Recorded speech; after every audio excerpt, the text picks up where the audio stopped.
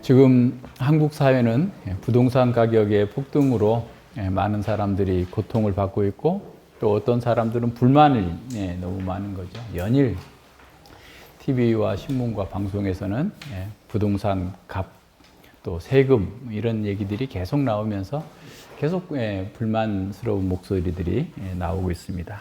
집을 가진 사람들도 세금 때문에 불만이고, 집을 갖지 못한 사람들은 부동산 가격의 폭등으로 인해서 또 분노하고 있는 이런 상황입니다. 그래서 부동산 규제를 또 세게 하니까 또 주식시장으로 돈이 몰리고, 또 주식시장에 어느 정도 규제를 두는 것 같으니까 또 무슨 가상화폐 시장으로 투기 수요가 몰려가지고 굉장히 어려운 지금 상황이 되는데, 좀 어쩔 수 없는 것 같아요. 왜냐하면 시중에 유동성이 너무 많이 공급이 돼 있어가지고, 그러니까 유동성 현금 자산, 그러니까 2년 미만의 요구불 예금들이나 이런 것들이 막 3,200 몇 조가 있대요, 지금. 그러니까 원래 그게 우리나라 한 1,800조 이 정도 있었던 게 뭐 이렇게 어마어마하게 늘어난 거죠. 몇 년 사이에. 그러다 보니까 이게 돈은 늘 이렇게 이익을 쫓아서 가다 보니까 이렇게 돈을 풀면 풀수록 이런 일들이 계속 일어나는 거죠. 그래서 이제 그 유동성을 또 이렇게 잡는다고 해서 그러면 뭐 이게 문제가 해결되느냐? 그것도 아닌데, 유동성을 또 이렇게 줄이게 되면 생산과 소비가 줄어들게 되고, 투자가 위축되고, 경제가 또 이렇게 나빠지니까 또 서민들이 더 고통스러우니까. 그러니까 뭐 이러지도 저러지도 못하니까 정부가 하는 게 이제 뭐 세금 정책을 가지고 부동산을 잡겠다 하는데, 이거는 이미 안 된, 해결이 안 된다고 검증이 됐음에도 불구하고 그렇게 하는 거죠. 어쩔 수 없는 상황인 것 같아요. 세상에는 정답이 없으니까. 어쨌든 이 세금은 늘 사람들에게 큰 반발을 일으키는 이런 중심 테마입니다. 또 우리가 낸 세금이 우리의 복지나 우리의 안전에 투자되는 게 아니라 외국의 사람들이 잘 먹고 잘 살게 한다. 그러면 더 이제 세금 안 내겠다. 이렇게 나가는 거죠. 일제시대 때에도 너무나 많은 세금을 많이 걷어가지고 수탈당하고 있어서 막 숨겨놓기도 하고 뭐 별 방법을 동원해서 일본에게 세금을 안 내려고 했던 우리 과거의 경험들이 있는 거죠. 이런 모든 것은 세계 어느 나라에서나 다 있는 그런 현상인 것 같습니다. 그런데 특별히 유다에서는 특히 심했어요. 유다는 계속해서 한 400~500년 동안, 그러니까 멸망하고 난 뒤에 유다의 외세가 침략을 해가지고 점령하고 과도한 세금과 아주 무자비한 압제 속에서 살아왔었기 때문에 유대인들은 이 세금 정책에 대해서 굉장히 민감하게 반응을 했습니다. 주전 63년에 로마가 팔레스타인 전체를 장악하고 나면서 그때부터 로마에 세금을 내기 시작했죠. 그리고 이제 그 이후에 헤롯 왕이 이렇게 어느 정도 좀 완화된 정책 가지고 아주 많은 일들을 해놨는데, 헤롯이 죽고 난 다음에 우리가 알듯이 헤롯의 세 아들에게 팔레스타인 지역이 나눠져 이렇게 준 거예요. 헤롯 빌립에게는 저쪽에 데카볼리 지역이 있는 갈릴리 호수 동편 지역을 줬고, 그 다음에 헤롯 안티파스는 갈릴리 지역, 그리고 헤롯 아켈라오가 유다와 사마리아 지역을 지었는데, 헤롯 아켈라오가 굉장히 약한 왕이었어요. 그래가지고 유대인들이 로마 황제한테 계속 상소를 하고 폭동을 일으키고 막 하니까 로마 황제가 주후 6년에 아켈라오를 폐위시켜서 저쪽 프랑스 어느 쪽으로 유배를 시켜버려요. 그때부터 이제 유다와 갈릴리 지역은 로마의 직할령이 돼요. 그때부터 총독이 와 있는 거예요. 그러니까 그 이후에 이제 빌라도는 한참 후에 6번째 총독인가 그렇습니다. 그러니까 그 총독이 이렇게 들어와가지고 세금 정책을 하고, 이렇게 세금을 걷기 위해서는 또 인구 조사해야 되고 재산 상태 조사하고 다 이렇게 하잖아요. 이제 이럴 때가 있었어요. 이제 AD 6년쯤에 총독 직할령이 되고 난 후에 이제 인두세를 직접 이제 로마가 징수해야 되는 이런 상황이 되자 유다의 이 사람들이 이제 반발하기 시작합니다. 그 중에 유다스라고 하는 사람이 있고, 유다스라는 갈릴리 사람인데, 이 사람이 선동을 합니다. 세금 내면 안 된다. 우리가 로마에 직접 인두세를 내는 것은 우상을 숭배하는 거다. 라고 하면서 이제 선동을 하자 거기에 바리새인인 사둑이라는 사람이 또 합세를 해요. 가지고 이제 그 굉장한 그 반향을 일으켜서 반 로마의 어떤 그 반역 전쟁이 일어나게 되죠. 그 상황을 요세푸스는 이렇게 기록하고 있습니다. 유다스는 유대인들에게 말하였다. 이런 세금의 부과는 노예가 되는 것과 다를 바 없습니다. 그러므로 우리 모두의 자유를 지키도록 합시다. 선동한 거예요. 유다스라는 사람. 그래서 유다스, 이게 지금 요세푸스가 하는 얘기예요. 유다스와 사둑은 그들이 마치 백성들의 행복과 재산을 지켜줄 수 있을 뿐만 아니라 명예와 영광도 함께 누릴 수 있도록 할 능력이 있는 것처럼 백성들을 선동했습니다. 그들은 백성들이 스스로 자신들의 유익을 위해서 협력하지 않는다면 하나님도 결코 돕지 않으실 거라고 말한 거죠. 그러나 백성들이 힘을 합쳐서 큰 일을 이루려고 하면 로마를 배척하고 독립국가를 세우고 세금을 내지 않으려고 한다면 틀림없이 하나님께서 도우실 거다라고 하면서 선동을 한 거예요. 이에 유대인들이 그들의 말을 기쁨으로 받아들였으며 이런 대담한 반역의 시도는 점차 물이 있기 시작했다. 그래야 해서 그들로 인해서 온갖 불행이 불어닥쳤으며 유대국은 이들의 교리로 인해서 크게 오염되기 시작했다. 이게 지금 유대인 역사가 요세푸스가 기록한 겁니다. 이 사람들은 유다스와 사독은 여호와를 위한 열심으로 로마를 물리쳐야 된다라고 하면서 사람들을 선동하는 거예요. 그래서 이 로마에게 세금을 내는 것은 로마의 노예가 되는 것이다. 그래서 우리는 자유를 위해서 싸우자라고 한 거예요. 그래서 만약에 로마에 세금을 내는 것은 겁쟁이들이고 인간을 주님으로 삼는, 왕으로 삼는, 그리고 굴복하는 거다라고 선동을 하게 된 거예요. 그런데 이 요세푸스에 의하면 이 유다스나 사독이나 그 일당들이 로마에만 저항한 게 아니라 당시에도 돈 많고 유력한 사람들은 로마와 좋은 관계 속에서 이렇게 살아야 되기 때문에 세금을 낼 거 아니에요. 그럼 저놈들도 매국노다 해가지고 가서 걔네들도 가서 강도질하고 죽이고 살인하고 막 이렇게 한 거예요. 그러니까 뭐 나라가 지금 엄청 심각한 상태에 빠지게 된 거죠.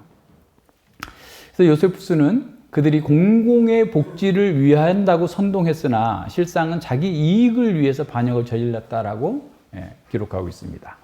그래서 이로 인해서 유다와 사마리아 지역은 아주 쑥대밭이 되어버렸어요. 로마가 가만히 두겠어요? 그 조그마한 나라에 조그마한 애들이 가서 싸우고 있으면 그게 가만히 두겠냐고요. 엄청난 군대를 보내가지고 마을 다 불태워버리고 도시를 다 황폐화시켜버리고 수천 명을 감옥에다 집어넣고 무려 놀라지 마세요, 여러분. 2,000명을 십자가에 달아 죽여버려요. 예수님이 지금 9살쯤, 10살쯤 됐을 때 일어난 일이에요, 이게. 그죠? 예수님이 AD 1년, 0년에 태어나신 게 아니라 그러니까 한 3년쯤에 태어나셔가지고 지금 33세쯤이니까 지금 거의 마지막 때거든요.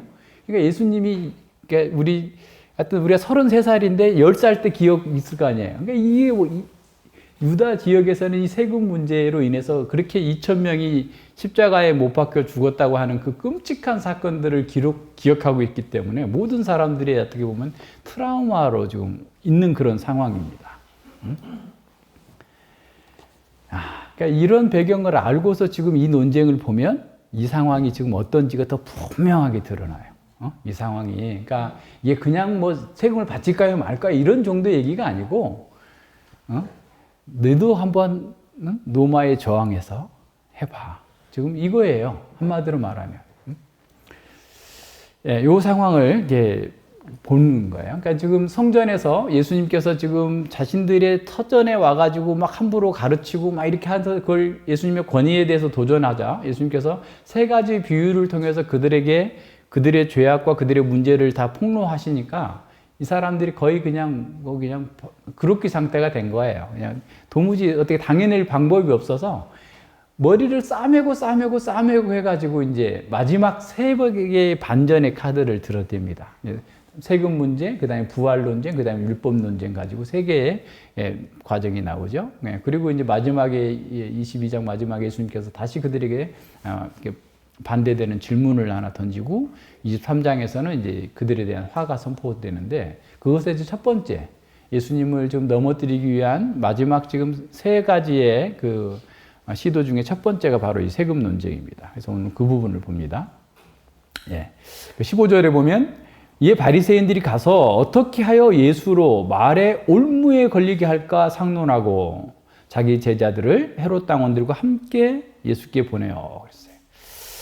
예. 그러니까 자신들이 당한 그 수모를 갚고 예수님을 올무에 넣어서 함정에 빠뜨려 죽이려고 아주 구체적이고 체계적인 논리를 만들어서 이렇게 나오는 거예요. 근데 이들은 바리새인들은 평소에는 헤롯 당원들과 원수지간이었는데 예수님을 제거하기 위해서 함께 지금 협력해가지고 나오고 있는 것도 보게 됩니다. 쉽게 말하면 친일파와 민족주의자가 함께 손을 잡고 지금 예수님을 제거하겠다. 좀 이와 같은 방식으로 나온 거예요. 예, 그래서 아주 자신들이 생각하기에 이제 이 정도의 그 올무면은 어디로든 빠져나갈 수 없을 거다라고 하면서 이제 자신만만하게 나왔겠죠. 그래서 자신들의 올가미를 숨기면서 선생님, 예, 우리가 아노니 당신은 참되고 진리만 말하시고 하나님의 도를 가르치시는 그런 분이십니다. 뿐만 아니라 당신은 누구도 꺼리끼지 않고 진리를 어디서나 돌직구 날리시는 분입니다. 우리가 그동안 다 경험해서 알고 있어요. 하면서 이제 예수님을 이렇게 얘기하고 나오는 거죠. 그러니까 사실은 이것은 당시에 예수님의 활동도 그렇고 그들이 경험했던 바도 그렇고 또 일반 백성들에게 알려져 있는 어떤 객관적인 사실인 거예요. 그러니까 예수님은 정말 참되고 진실만을 말하고 진리를 말씀하시고 하나님의 도를 가르치시고 누구도 거리끼지 않고 지위고하를 막론하고 적절하게 필요한 말씀들을 전달하시면서 이렇게 사람들에게 진리를 전하시고 하나님 나라의 도를 전했다라고 하는 것. 그리고 아무도 사람을 외모로 보지 않는다. 그래서 뭐 죄인들도 영접하고 장애인들도 영접하고 하나님 나라하고 전혀 상관없을 것 같은 사람들을 영접해 받아들이고 반면에 아주 뭐 회당장이나 뭐 바리새인이나 뭐 누구도 그들에게 꺾이지 않으시는 그런 분이라는 사실을 자기들이 보고 경험해 왔다라는 거예요. 그러니까 진실을 말하고 있어요. 진실을 말하고 있는데 그 진실 뒤에 이제 자신들의 의도를 지금 숨겨가지고 나온 겁니다. 그들의 이러한 예수님에 대한 평가는 객관적이고 사실이지만 그들이 진정으로 예수님을 믿었거나 예수님을 존경하거나 예수님을 따르기 위해서 온 것이 아니라 예수님을 함정에 빠뜨리기 위해서 나왔다라는 사실에 우리는 주목해야 됩니다. 그래서 우리는 어떤 사람들이 우리에 대해서나 어떤 사실에 대해서 객관적으로 얘기한다 할지라도 그 사람이 어떤 의도를 가지고 있다 하면 굉장히 어떻게 보면 피곤한 상태가 돼요. 왜 저런 말을 하지? 라는 생각을 다시 하게 하려면 참 피곤한 일이잖아요. 누구하고도 얘기를 해도 우리 안에서는 적어도 그런 의도를 생각하지 않고 그 자체로서 그냥 받아들일 수 있어야 되는데 어떤 의도를 숨기고 있는 사람들은 참 피곤하게 합니다. 왜냐하면 그 의도를 가지고서 어떤 뭔가를 이렇게 이루기 위해서 그런 얘기를 한 거기 때문에 그 의도가 이루어지지 않으면 언제든지 또 이렇게 배척하는 것이고 그렇기 때문에 그런 거죠. 그래서 늘 이런 면에서 우리는 잘 이렇게 살필 수 있는 거야 되고 우리 안에서는 그런 일들이 없어야 됩니다. 그래서 뭐 설교자를 칭찬하는 것도 사실 이게 좋은 거 아니에요. 설교자를 왜 칭찬합니까? 그냥 설교에 주어지는 말씀을 잘 받아서 순종하고 살면 되는 거지. 그 사람들을 칭찬하고 이렇게 하는 것은 그거는 옳지 않아요. 그게 객관적인 사실이라 할지라도 그런 말 할 이유가 없는 거죠. 교회에서 서로 직분적인 어떤 그런 존경하고 사랑하고 이런 정도를 가지면 되는 거예요. 근데 그 17절에 보면 그들의 올가미가 얼마나 그 치밀했는지를 보여줍니다. 바리새인과 헤롯 당들이 로마 황제에게 세금을 바치는 것이 옳으냐 그러냐라고 질문하는 거예요. 당신의 생각엔 어떠한지 우리에게 이르소서. 가이사에게 세를 바치는 것이 가하니까 불가하니까. 로마 황제에게 세금을 바쳐야 됩니까? 안 바쳐야 됩니까? 당신은 아무라도 꺼리끼는 일이 없잖아요. 로마 황제도 당신이 진리대로 말할 수 있는 분 아닙니까? 그러니까 이게 지금 다 전제가 돼 있는 거예요. 그러니까 당신은 외모로 보지 않죠? 황제도 그까짓 아무것도 아닌 사람으로 보잖아요. 그리고 이런 상황이니까 지금 우리가 지금 겪고 있는 이 문제에 대해서 답을 좀 주십시오 라고 나온 거예요. 그래서 가이사는 원래 이제 그 로마 황제의 어떤 통칭이라고 보면 돼요. 율리우스 카이사르가 그 초대 황제가 됐는데 그 이후에 모든 황제들을 그냥 가이사라고 존엄자라고 이렇게 불러왔던 것을 생각하면 이때 황제는 그 티베리우스 황제입니다. 예수님이 지금 활동하시고 계실 때 황제는 티베리우스 황제인데 그러니까 이들이 말하고자 하는 것은 뭐냐면 우리가 유대인인 우리가 하나님을 섬기는 우리가 이방 황제에게 세금을 바치는 것이 합당한지를 가르쳐 달라는 거예요. 이방 정보 황제에게 세금을 내는 것은 정치적인 복종의 의미를 가지고 있었기 때문에 하나님의 백성으로서 이방 왕에게 황제에게 충성을 표하는 것이 옳으냐라는 겁니다. 그러니까 이런 면에서 당신은 아무 꺼리낌 없이 진리를 말하는 분이니까 가타부타 분명하게 얘기를 해 주십시오 라고 얘기를 하는 겁니다. 왜냐하면 이 문제는 굉장히 예수님을 딜레마에 빠뜨리게 하는 거예요. 황제에게 세금을 내라고 그러면 이스라엘 백성들이 지금 예수님을 선지자라고 신망하면서 따르고 있어요. 그러니까 또 더군다나 이스라엘의 지금 민중들의 삶은 굉장히 피폐해진 상태예요. 세금이 엄청 많아요, 사실은. 그 세금뿐만 아니라 인두세뿐만 아니라 길을 통행할래도 통행세를 내야 되고. 그러니까 여리고의 세관이 누구였었죠? 삭개오 있잖아요. 그래서 여리고가 아주 그 위치가 좋은데 통행세를 받는 거, 우리 고속도로 통행세처럼. 그리고 외국에서 물품이 들어와도 거기서 관세를 받고 막 이렇게 하니까 세금이 엄청나게 많습니다. 그러면 세금으로 많이 뜯기니까 물가는 오를 수밖에 없고 서민들의 삶은 굉장히 안 좋은 이런 상황이잖아요. 그러니까 이런 것들을 염두에 두고서 이 말씀을 생각해 본다면 상당히 지금 큰 이슈가 될 문제예요. 더군다나 예수님을 얘들이 잡아 죽이려고 하는데 앞으로 21장 그 46절에서도 무리가 무서워해요. 왜냐하면 무리들이 예수님을 선지자로 이해하고 있기 때문에 백성들이 예수님을 참 선지자다라고 이해하고 있어서 예수님을 어떻게든 제거하려고 하는데 제거할 수 없는 상황인데 세금을 바쳐라. 그러면은 자, 이 사람 봐라. 하나님의 선지자가 이스라엘의 선지자라고 하는 사람이 이렇게 이방 정부에 세금을 내도록 하게 함으로써 우리 민족들을 배신하고 있다. 이런 식으로 백성과 예수님을 분리해가지고 예수님을 제거하는데 더 수월한 상태로 만들고자 하는 의도를 가지고 있었던 거예요.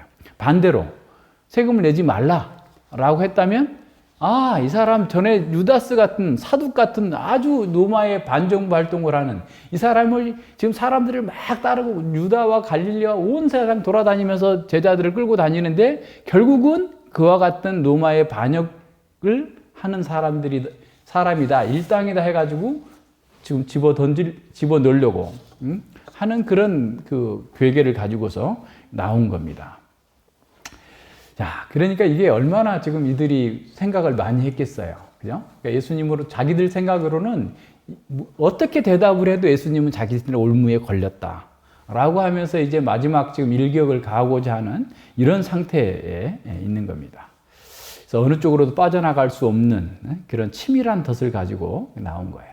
그러니까 율법에 대한 전문가적인 식견과 당시 상황에 대한 아주 그 탁월한 그 상황들을 아주 이용할 수 있는 그런 계략을 사용한 것입니다. 그래서 나름 쾌재를 부르면서 예수님이 어떻게 대답하실까를 살펴보고 있었던 이런 상황이에요. 자, 이런 상황에서 예수님께서 어떻게 대답하시는가 봅시다. 18절입니다. 예수께서 저희 악함을 아시고 가라사대 외식하는 자들아 어찌하여 나를 시험하느냐 그랬어요. 예수님은 그들의 악함을 지금 다 알고 계시는 겁니다. 그들이 무엇 때문에 칭찬하고 무엇 때문에 아부하고 있는지도 알고 계셨어요. 그래서 예수님은 그들을 외식하는 자들아, 위선자들아 라고 폭로하십니다. 어찌하여 나를 시험하느냐. 그러니까 계속 그동안에 마태복음 4장에서 사탄의 시험을 받은 이후에 계속 바리새인들, 사두개인들로부터 계속 시험을 받아왔어요. 예수님 계속된 시험을 받아왔고 그들을 이겼으나 어쨌든 또다시 이들이 마지막으로 계속 예수님을 시험에 빠뜨려서 잡으려고 나온 거죠. 그래서 그들이 예수님을 존경하는 것처럼 했으나 실제로는 예수님을 잡고자 하는, 올무에 빠뜨리고자 하는 그런 상황이죠. 그래서 예수님은 조금도 타협하지 않고 그들의 그냥 위선을 폭로하는 거예요. 드러내는 겁니다. 그런데요, 예수님의 지혜를 우리는 여기서 또 봅니다. 예수님은 이들의 올무를 사용해서 이들을 다시 올무에 걸리게 해요. 자기가 판 함정에 자기가 넘어지게 만듭니다. 이 하나님이시니까 다 아시고 그렇게 하시는 건데, 우리 또한 예수님의 제자들이라면 이런 예수님의 지혜를 잘 배워야 돼요. 봅시다. 쇳돈을 내게 보여라. 세금 낼 돈을 한번 보여라 말이에요. 그래서 데나리온 하나를 가져왔어요. 바로 그냥 거기서 꺼낸 것 같아요. 그래서 예수님께서 이 형상과 이 글이 누구 것이냐? 쉬지 않고 즉시 가이사의 것입니다 라고 얘기하죠. 그러자 예수님께서는 가이사의 것은 가이사에게, 하나님 것은 하나님께 바쳐라 라고 하는 겁니다. 이게 왜 그런 건지 이제 보문이 나와요. 그러니까 예수님께서는 그들이 세금으로 낼 돈을 좀 보여달라라고 하자 그 돈을 그들이 냈어요. 근데 당시에 로마는 데나리온이라고 하는 그 주화만 세금으로 받았어요. 다른 돈을 안 받아요. 특별히 유대 지역은 특히 그랬어요. 이놈들이 하도 저항이 심하니까. 로마 제국에서도 그 조그마한 유대가 항상 골칫덩어리였어요. 그래서 어쨌든 걔네들은 군대를 가도 안식일에는 아예 싸우지도 않아. 죽어도 안 싸워. 그러니까 쟤네들은 군대도 면제시켜주고 등등 해서 얘네들을, 로마 제국도 유대인들에게 하도 그 고통을 당해서 얘들을 무조건 억압해가지고는 방법이 없으니까 얘들을 이용하자. 그래서 유대인 네트워크가 지금 다 깔려 있잖아요. 그러니까 페르시아 때부터 그 전부터 바벨론에 다 이렇게 흩어져 가지고 있는 사람들을 또 회당으로 늘 모이는 사람들을 사용해 가지고 자신들의 정보망으로 사용하고 아주 그 중요한 그런 다른 쪽으로 이용해 먹으면서 유대인들에게 상당한 특권을 또 허락하기도 하고 그랬어요. 근데 유대 지역에서는 굉장히 세금에 대해서 이렇게 반발이 심하고 그러니까 얘네들한테는 특별히 꼭 데나리온으로만 세금을 내라라고 한 거예요. 근데 문제는 뭐냐면요. 이들이 예수님이 보여달라고 했던 그 데나리온 그 동전에 황제 티베리우스 형상이 그려져 있어요. 전면에. 그리고 이렇게 글귀가 쓰여져 있습니다. 티베리우스 카이사르 존엄자, 신의 아들. 첫면에는 그러니까 티베리우스 황제의 얼굴이 그려져 있고 티베리우스가 이 존엄자고 하나님의 아들이다 라고 기록되어 있어요. 그리고 뒷면에 보면 여자가 아마 티베리우스의 왕비 같아. 황비 같아. 그 사람이 면류관을 쓰고 이렇게 앉아 있어요. 여자가 앉아 있는데 거기에 또 뭐라고 써 있냐면 최고의 대제사장 써 있어요. 그래서 그 티베리우스가 로마의 제사장인 거죠. 로마에게 재정 일치를 다, 그러니까 어떻게 보면 그 종교적 권력과 정치적 권력을 다 지금 쥐고 있다라는 의미로서 지금 이 동전이 나온 거잖아요. 근데 이게 주전 15년에 그 로마의 제사장이 됐다고 그래요. 그래서 이 동전을 유대인들은 가지고 다니는 것만 해도 우상숭배라고 느낀 거예요. 무슨 말인지 알겠죠? 감히 인간에다가 해가지고 지가 신의 아들이고 최고의 제사장이라니 말도 안 돼. 그래서 이 동전 데나리온을 가지고 다니는 것조차도 꺼려하고 있었던 상황입니다. 그런데 이 사람들이 돈을 내놔라. 쇳돈을 뭘로 내는지 보여달라. 이렇게 바로 꺼내줬어요. 그럼 그게 사두개인들은 가능해. 사두개인들은 이놈들은 이성주의자고 그냥 세속주의자들이잖아요. 그냥 돈 쓰고 이렇게 즐기는 것이 어떻게 보면 종교적인 어떤 그런 면에서 자유주의자들이니까 가능해. 또 일반 백성들이라면 또 혹시 몰라. 근데 이들은 누굽니까? 율법의 최고의 교사들이에요. 이스라엘의 선생이라고 스스로 자부하는 사람들이 지금 데나리온의 황제의 우상 숭배라고 일반 사람들은 꺼리는 돈을 갖고 다니고 있는 거예요. 그래서 이 사람들은 평상시에 유대 지역에서는 데나리온을 쓰지 않고 데나리온의 10분의 1에 해당하는 구리주와 아스라고 하는 걸 썼어요. 그러니까 얼마나 무겁겠어요. 많이 갖고 다녀야 되잖아요. 그죠? 5만 원짜리 한 장이면 되는데 1,000원짜리를 갖고 다니면 이만큼씩 되잖아. 그러니까 그만큼 동전을 막 무겁게 들고 다녀야 되는 이런 상황인데 이 바리새인들은 데나리온을 소지하고 다녔다는 거예요. 그러니까 일반 백성들이나 다른 사람들은 불편함을 참고서라도 일부러 그걸 가지고 다니지 않는데 이 사람들은 지금 그걸 가지고 다닌 거예요. 자, 이런 상황이 속에서 보면 예수님께서 그들에게 동전을 내놔봐라 라고 했을 때 그들의 위선이 드러나는 거예요. 그들은 이미 또 내고 있잖아요. 이미 세금을 내면서 지금 자신들의 기득권을 향유하고 있잖아요. 안 내고 있는 게 아니잖아요, 지금.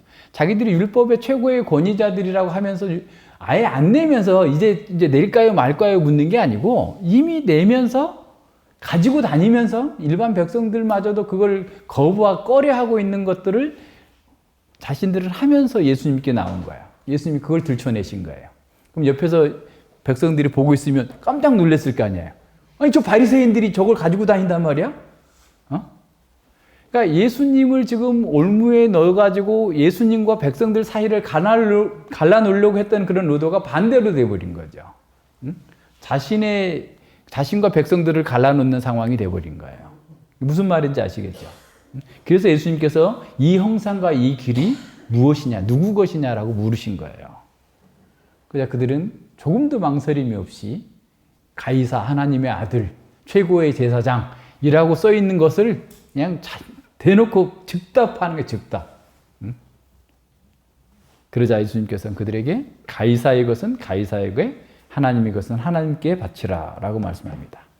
여기서 바치다라는 말의 헬라어는 아포도테라는 말인데 빌린 것이나 지불해야 될 돈을 돌려주는 것을 의미해요. 그러니까 마치 우리가 빚진 것처럼 여기는 거예요. 그래서 우리가 세금은 국민의 의무라고 그러잖아요. 의무니까 반드시 갚아야 되는 거예요. 그죠? 빌린 거는. 그렇다면 예수님의 말씀은 뭐냐면 가이사의 것은 가이사에게 돌려주라. 그리고 하나님의 것은 하나님께 돌려드려라. 라는 말씀인 거예요. 그러니까 세금은 돈의 합법적인 주인이나 돈을 받아 마땅한 사람에게 돌려준다라는 의미가 있어요. 그래서 세금은 국가가 백성에게 아무런 혜택을 제공하지 않고서 강제적으로 약탈해 가는 것이 아니라 국가가 국민에게 베푼 그 혜택에 대해서 국민들이 갚아야 될 하나의 의무라는 거죠. 이런 의미에서 하나님의 것들을 하나님께 돌리라는 것도 마찬가지입니다. 하나님께서 우리에게 은혜로 주신 것들을 누리는 것에 대한 합당한 열매를 바치라는 거예요. 포도원 농부 비유에서 나왔잖아요. 포도원 농부 비유에서도 다 모든 걸 주고 갖고 다 망대까지 해놓고 그냥 자신들은 수고해서 그걸 받아서 누리기만 하고 또 내기만 하면 되는데 그걸 안 낸 상황이죠. 그러니까 이와 같은 방식으로 한 거예요. 그래서 다시 말하면 예수님께서는 로마 황제의 형상을 새겨진 그 돈을 소유하고 있는 사람, 그 나라의 지배를 받고 있는 사람은 로마에서 얻은 유익에 대해서 당연히 세금을 내야 된다 라고 말씀하시는 거예요. 그리고 더 중요한 원리, 하나님의 것은 하나님께 돌려드려야 된다. 다시 말하면 너희들 포도원의 악한 농부들처럼 하나님 것 다 받아 먹으면서 하나도 안 내고 있어 지금.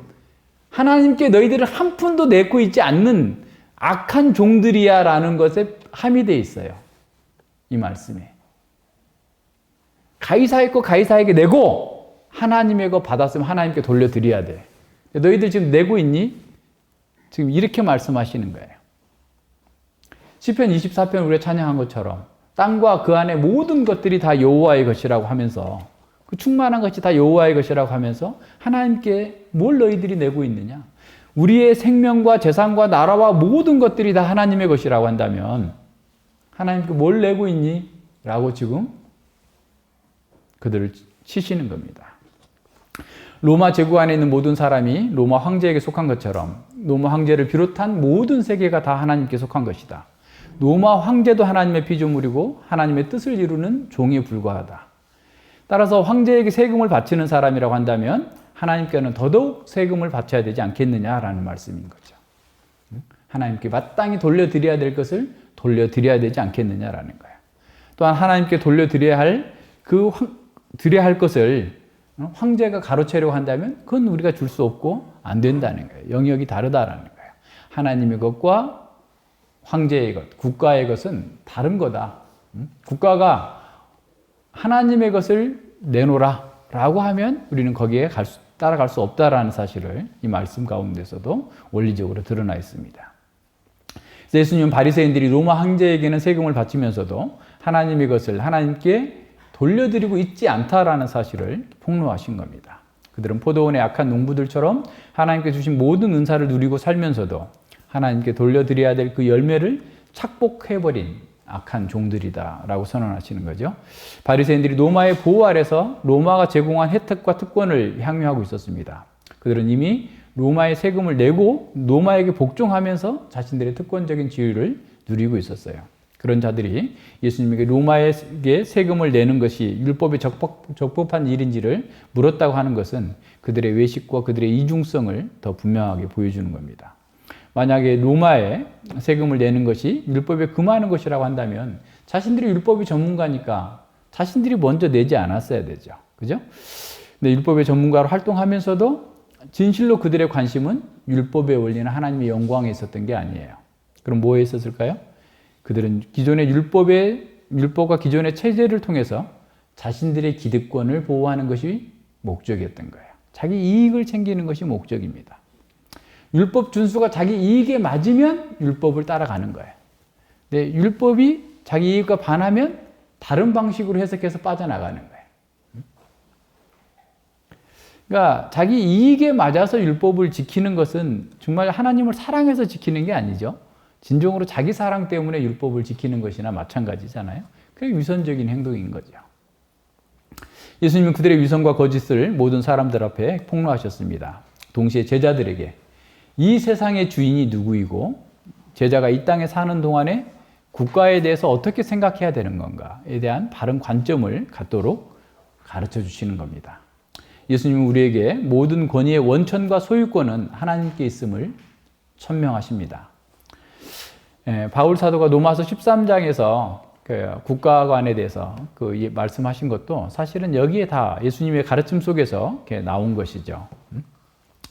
동전에 새겨진 형상의 주인에게 세금을 내는 것이 맞다면 하나님의 형상인 우리가 하나님께 우리 자신을 내어드리는 것이 마땅치 아니하냐라고 말씀하시는 거나 마찬가지입니다. 우리는 국가의 세금을 정당하게 납부해야 되는 것처럼 하나님의 형상으로서 우리 전인을 하나님께 돌려드려야 되는 거예요. 우리는 납세 의무를 포함한 국민의 의무를 다하는 것처럼 온 세상과 우리의 생명과 또 모든 것의 주인이신 하나님께 합당한 것을 돌려드려야 됩니다. 오직 하나님께만 받으셔야 돼. 하나님께서만 받으셔야 될 영광과 찬양을 다른 것에 돌려드리지 않아야 되는 거죠. 그래서 국가의 권위도 하나님께서 주신 것이기 때문에 우리는 국가의 권위자들에게 합당한 존중을 표합니다. 그래서 국가의 권위와 질서에 순복하는 것 역시 하나님께서 우리를 위해서 그들을 세우셨기 때문에 그렇습니다. 따라서 만약에 어떤 국가의 권위자가 우리로 하여금 하나님께 순복하지 못하도록 한다면 우리는 그것에 저항할 수 있어요.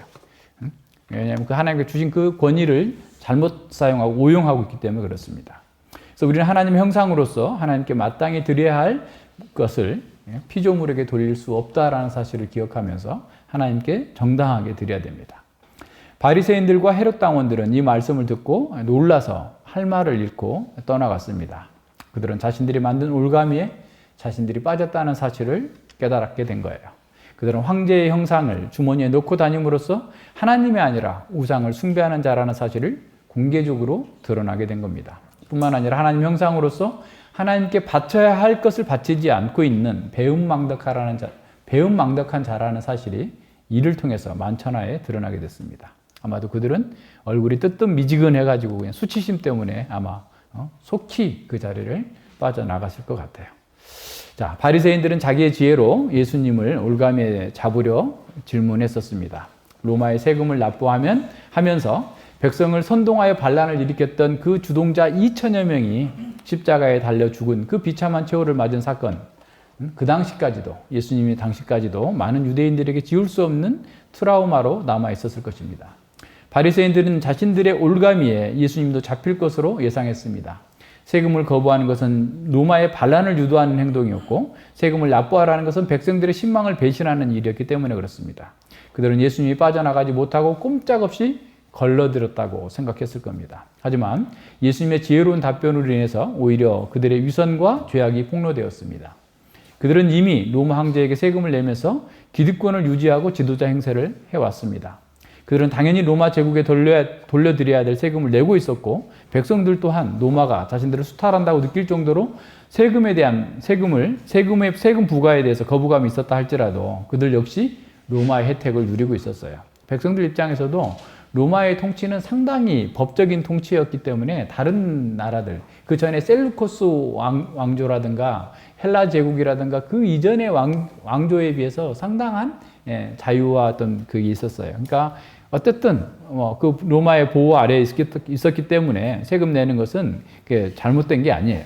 그래서 그리고 아무리 악한 정부를 할지라도 무정부보다는 훨씬 낫습니다. 그래서 하나님께서 일반 은혜 가운데에서 사람들을 보호하기 위해서 국가의 정치 질서와 권위를 세우셨기 때문에 그 혜택을 보는 사람들은 누구나 세금을 내야 될 의무가 있어요.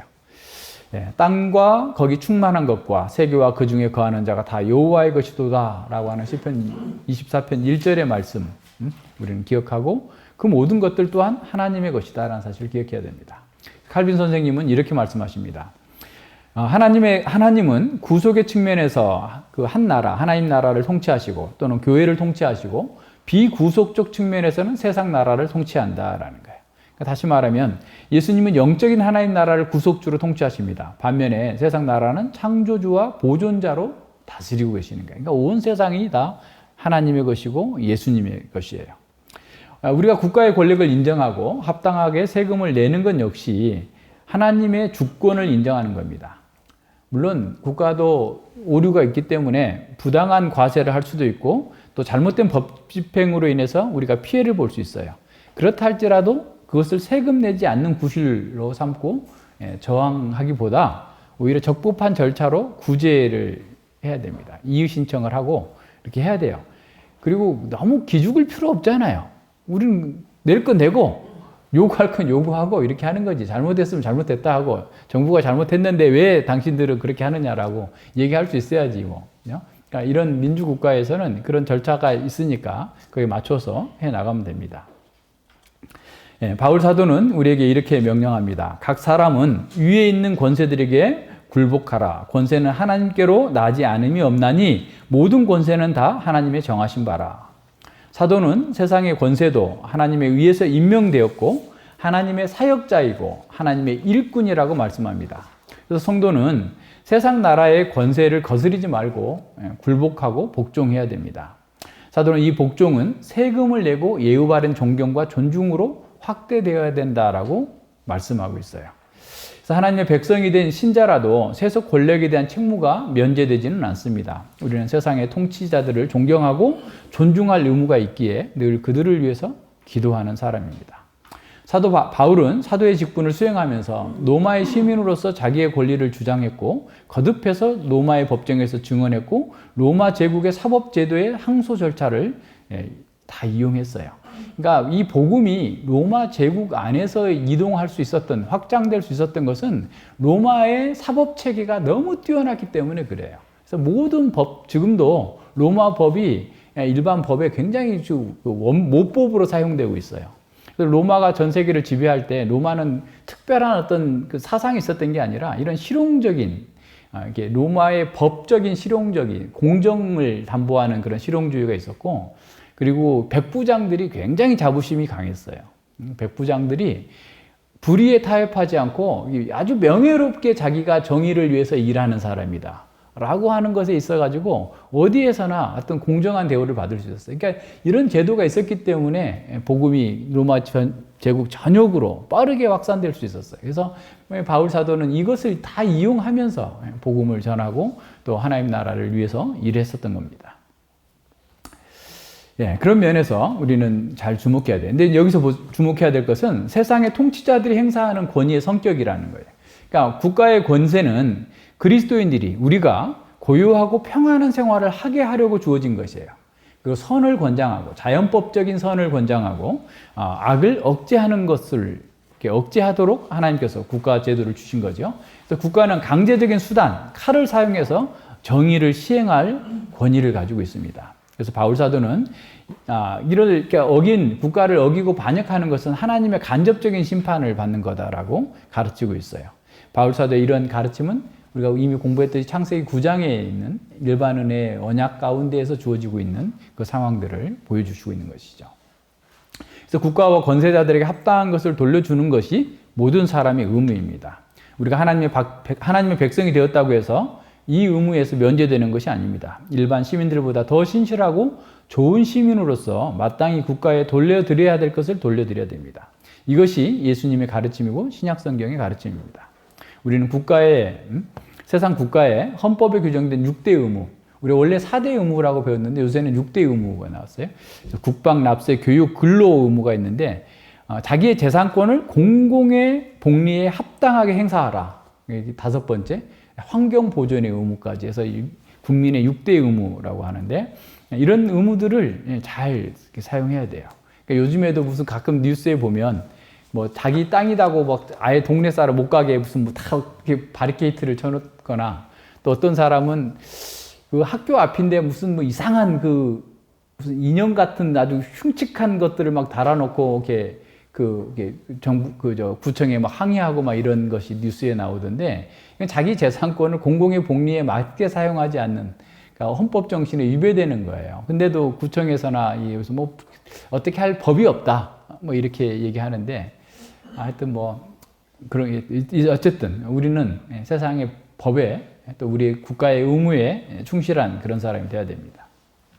자, 그렇다면 보세요. 세상의 정부에도 그렇게 우리가 해야 된다면 우리의 구속주로서 우리를 직접 통치하시는 하나님께 무엇을 돌려드려야 됩니까? 우리가 국가에 대해서 제한적인 책임과 의무를 행해야 한다면 하나님께는 무제한적인 책임과 무제한적인 의무를 행해야 되지 않겠습니까? 하나님은 우리에게 국가를 비롯한 모든 필요한 것들을 다 주셨어요. 더욱이 하나님 자신의 아들까지 우리를 위해서 내어주셨어요.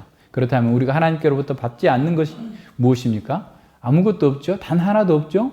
이렇게 큰 사랑과 은사를 받은 우리는 하나님께 무엇을 돌려드리고 있는지 한번 점검해 봐야 됩니다. 우리의 인격과 생명, 소유와 모든 활동을 통해서 하나님께 감사와 영광을 돌려드려야 합니다. 우리 존재 전체와 재산과 실존 전체가 하나님께 돌려드리는 삶으로, 헌상의 삶으로 나타나야 되는 거죠. 그래서 바울은 그리스도인의 삶을 이렇게 요약합니다. 우리 중에 누구든지 자기를 위하여 사는 자가 없고 자기를 위하여 죽는 자도 없도다. 우리가 살아도 주를 위하여 살고 죽어도 주를 위하여 죽나니 그러므로 사나 죽으나 우리가 주의 것이로다. 이를 위하여 우리가 이렇게 살도록 하기 위하여 그리스도께서 죽었다가 다시 살으셨으니 곧 죽은 자와 산 자의 주가 되려 하심이니라. 죽은 자와 산 자의 주가 되시기 위해서 주님께서 이 땅에 오셔서 죽으셨고 부활하셨어요. 우리에게 구원과 생명을 주셨어요. 그래서 이제 우리가 살아도 죽어도 주를 위해서 산다. 이런 것이 우리의 정체성이고 우리의 고백이고 우리의 삶으로 나타나야 돼요. 우리는 정말 이렇게 고백하고 살고 있는지, 우리 자신과 국가에 대한 의무와 충성도 하나님께 온전한 충성을 드리는 그 한계 안에서 하는 거예요. 그러니까 국가가 좀 잘못하고 있는데 그것에 대해서 우리에게 막 강요할 때 진짜 화딱지 나죠. 화나잖아요. 그러니까 저희들도 그런 경험을 했어요. 정부 기관에서, 공공기관에서 우리가 아무 잘못이 없는데 니네 잘못했으니까 이게 뭐 이렇게 시인하고 뭐 해 이렇게 하는 거예요. 이게 너무 억울하잖아요. 그래서 변호사한테도 막 얘기해서 변호사 친구가 그 정도 돈이면 그냥 하고 말이지. 아니 이 사람 이건 신학적인 문제야. 우리가 거짓말 하지 않았고 정직하게 했는데 왜 그렇게 하라는 거야? 난 그렇게 할 수 없어. 그래서 내가 그분들한테 우리는 그렇게 할 수 없으니까 소송하겠다 그랬어요. 그건 부당하다. 우리가 그렇게 자료가 다 이렇게 있는데도 불구하고 왜 그렇게 잘못된 것에 우리가 굴복할 수는 없다라고 했더니 뭐 그래도 안 됩니다. 어쩌고저쩌고 막 해가지고 기억나시죠, 여러분? 세계관학교에 공부하는 날 화요일 날인데 뭐 그날 딱 오겠다고 해놓고 그날 아침에 전화가 왔어요. 당신들이 맞다. 무혐의. 사과까지 받아내야 되는데. 그러니까 국가도 잘못할 수 있어요. 자신들이 어떤 목표를 이렇게 정했거나 어떤 그 현장 상황과 다른 어떤 판단을 해서 잘못할 수 있어요. 자, 그럴 때는 우리가 합법적인 절차에 근거해서 우리가 필요한 어떤 그 시정 요구를 할 수 있는 것이죠. 그럼에도 불구하고 그럴지라도 우리는 기본적으로는 국가의 권위에 인정하고 성실하게 우리의 역할을 잘 감당해 나가는 것이 우리가 해야 될 일입니다. 자, 예수님은 우리에게 바리새인과 성전 지도자들처럼 행하지 말라. 낼 것 내고, 국가에 대해서 낼 것 내고, 그리고 하나님 것을 하나님께 바쳐라. 사실은 뒤에 더 포인트가 있어요. 어떤 학자는 이렇게 표현했더라고요. 여기 이제 카이라고 하는 그 가이사의 것은 가이사에게 바치고 하나님의 것은 하나님께 바쳐라. 그래서 이 그리고라는 말이 됐는데 오히려 역적으로 해석해야 된다. 그러나로 카이를 해석해야 된다. 왜냐하면 뒤에 더 강조가 있다라고 말하는데 상당히 일리가 있어요. 왜냐하면 그들의 문제는 사실은 하나님께 바칠 걸 안 바치고 있는 게 문제이기 때문에 그런 거죠. 그러니까 우리에게도 지금 예수님께서 말씀하시는 거예요. 하나님의 것을 하나님께 바치라는 거예요. 자, 히브리서 기자는 하나님께 합당한 것을 바치는 상태와 그렇지 않은 상태를 그림으로 묘사해 주고 있어요. 히브리서 6장 7절과 8절 어제 읽었죠 우리? 땅이 그 위에 자주 내리는 비를 흡수하여 밭가는 자들의 쓰기에 합당한 채소를 내면 하나님께 복을 받고 만일 가시와 엉겅퀴를 내면 버림을 당하고 저주함에 가까워 그 마지막은 벌사람이 되리라. 땅의 두 상태를 그림처럼 보여주는데 합당한 채소를 내는 것과 가시와 엉겅퀴를 내는 두 가지인 거죠. 근데 똑같아요. 자주 내리는 비를 받았어요. 다. 그러니까 하나님께로부터 오는 모든 선물과 영적 은사들을 가리킵니다. 그 비는. 그래서 좋은 땅은 그 비를 흡수해서 농부가 유용하게 하는 그런 작물을, 채소를 냈다면 나쁜 땅은 그 비를 흡수하고서도 하나님께서 받은 모든 그 은사를 다 받고 누리고 있으면서도 가시와 엉겅퀴. 농부에게는 아무 쓸모없는 것만 냈어요. 그래서 그거는 저주받고 불태워질 것이다 라고 경고하고 있는 거죠. 하나님께 받은 은혜를 따라 사는 것은 사실은 우리가 하나님께 영광을 돌리는 삶으로 나타나고 그 자체로서 우리가 복을 받아요. 그러니까 우리가 늘 이렇게 너무나 자기중심적이기 때문에 하나님을 위해 산다면 우리가 손해본다고 자꾸 생각을 해요. 반대예요, 반대. 그건 사단의 소리입니다.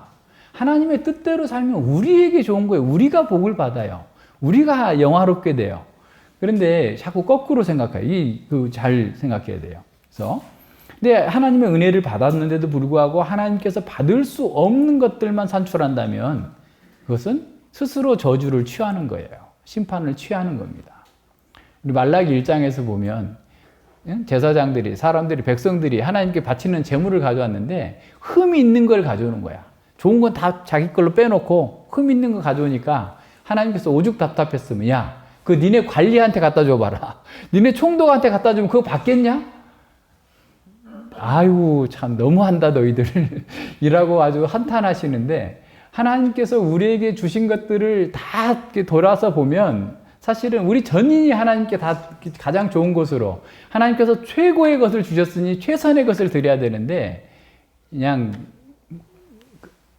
버릴 것을 대신 드리는 것 이런 식의 삶을 사는 것이 얼마나 하나님께서 고통스러우시겠어요.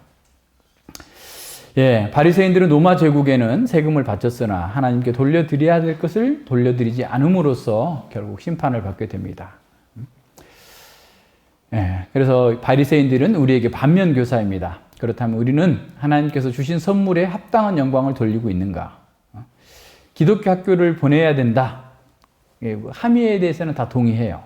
그런데 기독교 학교를 보냈을 때의 어떤 주어지는 부담, 또 환경, 이런 것들과 어떤 기회비용을 따져가지고 아직은 이게 더 나으니까 이렇게 가고 기독교 학교가 성공과 뭘 보장해 준다면 난 기독교 학교로 가겠다. 이렇게 계산하고 있으면 안 되죠. 그건 세상이 하는 방법이고 세상이 결정하는 겁니다.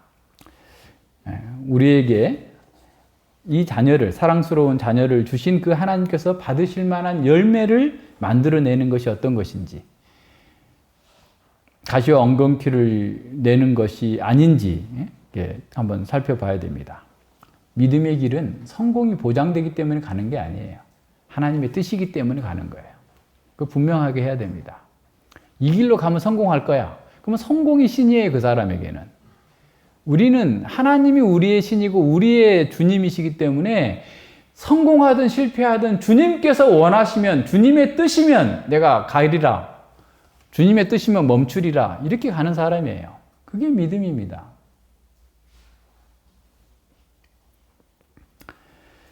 하나님의 뜻과 그 부르심에 따라가는 것, 믿음으로 하나님께서 받으실 것을 바치는 그 삶, 그것이 진정으로 우리가 복받은 사람이다 라고 하는 것을 증거하는 거 아니겠어요? 자, 우리는 그런 순종을 통해서 영원한 작정과 영원한 안정과 영원한 안전이 보장받는다는 사실을 기억해야 됩니다. 하나님의 것은 하나님께 바치라. 이것이 진정한 우리의 의무이자 우리의 행복이자 우리의 복입니다. 같이 기도합니다. 예, 하나님 아버지 감사를 드립니다. 바리새인들의 그 어처구니 없는 그런 괴계와 그 올무를 무너뜨리시면서 저희들이 누구이고 무엇을 위해 존재하고 어떻게 살아야 되는지 가르쳐 주신 주님 감사를 드립니다. 우리들 또한 참으로 이 땅에서 얻을 것 다 누려서 누리고 또 하나님의 것은 덤으로 얻고자 하는 것은 아닌지, 아니면 하나님의 것을 또 다 누리면서 이 땅도 덤으로 더 많이 갖고자 하는 그런 세계관 속에서 살고 있었던 것은 아닌지 돌아봅니다. 주님께서 가르쳐 주신 그 말씀의 원리들을 다시 한번 생각하면서 참 우리가 이 땅에서 살아가는 동안, 나그네로 있을 동안 국가에게 주어진 바쳐야 될 것들 정당하게 잘 바칠 수 있는 사람 되게 하시고, 이러한 안정되고 또 복지 국가로서의 이 나라를 주신 그 하나님께 우리가 바쳐 드려야 될 것은 무엇인지를 더 깊이 생각하면서 하나님 안에서 모든 것들을 바르게 보고 바르게 하나님께 합당한 예배와 합당한 열매로 하나님께 우리 자신을 내어드릴 수 있도록 인도하여 주시고 함께하여 주시옵소서. 하나님께서 우리에게 주신 것을 하나님께 돌려드릴 때 우리는 진정한 생명과 자유와 힘을 얻는다는 사실을 기억하면서 더욱더 우리 자신을 쳐서 주님의 뜻에 순복해 나가는 아름답고 복된 삶으로 이끌어 주시옵소서. 감사드리며 예수님 이름으로 기도드립니다. 아멘.